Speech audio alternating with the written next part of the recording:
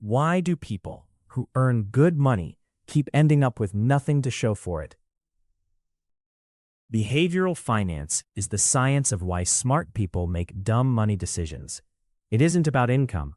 It's about the invisible mental shortcuts your brain runs every single time you open your wallet. Psychologists Daniel Kahneman and Amos Tversky, economist Richard Thaler, and neuroscientist Tali Sharot have each documented specific cognitive biases that quietly drain middle-class wealth.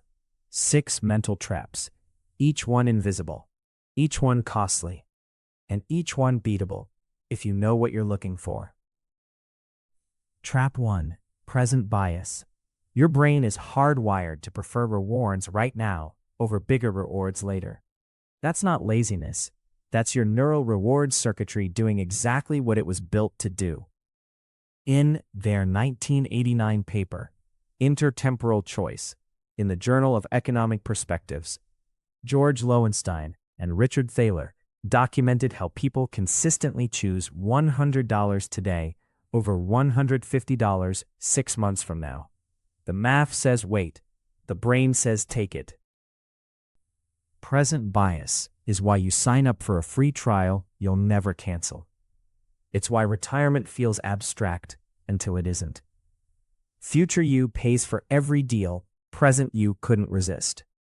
The counter move is automation. Route savings before the money ever hits your checking account. When future you never has to compete with present you, future you wins every time. Trap 2. Social comparison bias. Humans measure success against the people around them, not against their own goals. In a world built on visible status, that wiring is expensive.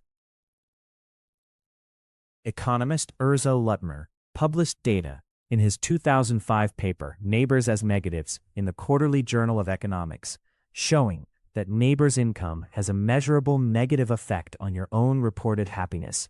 Even when your absolute income rises, you feel poorer when others visibly have more. Here's the uncomfortable truth. The neighbor with the new BMW is statistically more likely to be financing it than owning it outright.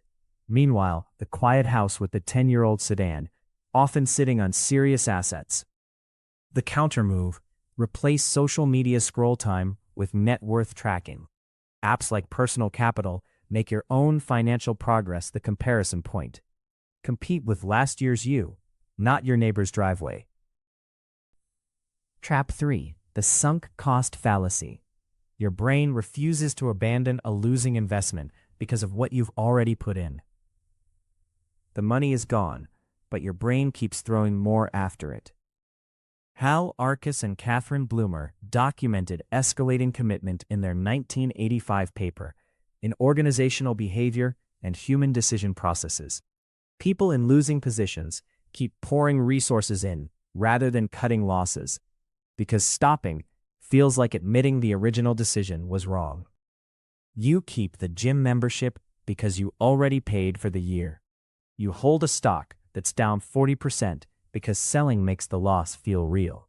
Both decisions cost you more than cutting your losses would have. The countermove is zero-based thinking. Ask one question. If I didn't already own this, would I buy it today? If the answer is no, that's your exit signal. Past costs don't vote on future decisions. Trap 4. Optimism bias. Your brain systematically overestimates your own odds of a good outcome. It feels like confidence, it spends like recklessness. Neuroscientist Tali Sharot's 2011 paper in Nature Neuroscience found that roughly 80% of people overestimate the likelihood of positive life events and underestimate negative ones. A bias she confirmed is encoded in the brain's frontal cortex. Separate surveys on financial hardship expectations show the same skew. Most people believe bad outcomes will happen to someone else. That optimism carries a measurable price. The Federal Reserve's 2022 report on the economic well-being of U.S. households found that 37% of Americans couldn't cover a $400 emergency using cash or its equivalent. Not because they're careless, because their brain quietly told them the emergency wouldn't happen to them. The counter move is pre-mortem planning. Before any major financial decision, spend 5 minutes asking, what's the worst realistic outcome, and can I survive it? That habit funds your emergency cushion before optimism talks you out of it. Trap 5. Mental accounting. It's the habit of treating money differently depending on where it came from or where it's earmarked, even though $1 is always worth exactly $1. Richard Thaler, who won the 2017 Nobel Prize in Economics for this work, showed that people spend tax refunds like found money on luxuries while carrying high-interest debt they won't touch with regular income. Same dollar, different brain label. Mental accounting also explains why someone with a $500 entertainment budget will upgrade to business class, but won't increase their retirement contribution by the same $50 a month. The categories feel separate. They're not. The counter move is the fungibility rule. Every dollar, bonus, refund, gift hits one account first. Then you allocate deliberately. Windfalls go to highest interest debt before they get a fun label. Force the math to override the feeling. Trap 6. Loss aversion. In their landmark 1979 prospect theory paper in Econometrica, Kahneman and Tversky proved that losing $100 feels roughly twice as painful as gaining $100 feels good. That asymmetry quietly wrecks long-term investing. Loss aversion is why ordinary investors sell during market downturns, locking in losses instead of holding.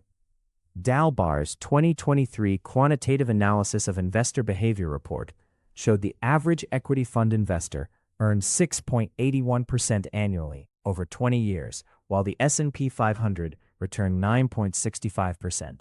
That gap is the measurable cost of emotionally driven exits. Loss aversion also freezes salary negotiations. The potential gain of asking for a raise feels smaller than the imagined pain of rejection, so people don't ask, and they quietly leave tens of thousands of dollars on the table over a career. The counter move: reframe market dips as the price of admission, not a signal to exit. Every long-term return chart shows the same pattern. The investors who stayed captured the recovery. The ones who fled paid for someone else's gains. Here's what makes these 6 traps so dangerous. They don't operate alone. Present bias keeps you from saving. Social comparison tells you to spend that savings on status. Sunk cost locks you into bad investments. Optimism bias means you never built an emergency cushion to absorb the shock. Mental accounting lets a bonus fund a vacation instead of paying down that debt, and loss aversion stops you from ever fixing any of it. Zoom out 10 years. Vanguard's 2023 How America Saved report found that consistent 401k participants who never stopped contributions during market downturns accumulated an average of 2.4 times more than those who paused or withdrew. Same income bracket. Fewer invisible leaks. That compounding gap is the whole game. And before you think this only applies to average earners, economists Hankins, Hoekstra, and Skiba published research in the 2011 Review of Economics and Statistics tracking Florida lottery winners and found that winning a large prize actually increased the probability of bankruptcy within 3 to 5 years. More money doesn't fix broken mental software.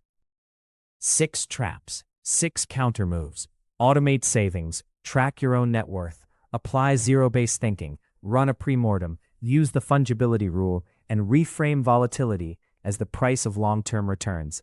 None of these require a finance degree. They require a decision. Remember that zero balance from the opening. It isn't about how much you earn. It's about which mental traps you stop walking into. The car in the driveway is a choice. So is the account balance. Now you know the difference.